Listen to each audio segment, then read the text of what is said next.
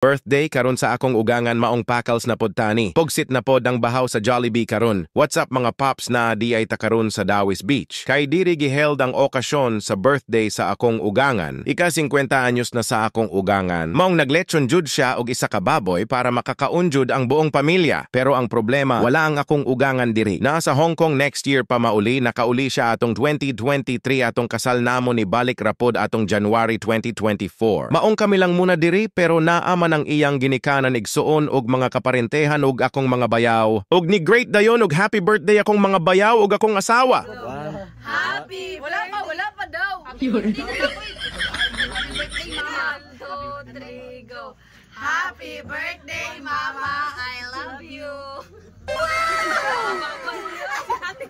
Og pagkahuman og pangadji pakals na, pogsit lagi ning panit karon kay murag naghilab naman atong tiyan ani. Introhan dayon sa kanahan no? Uy sos murag kore. Feeling vlogger raba murag angayan.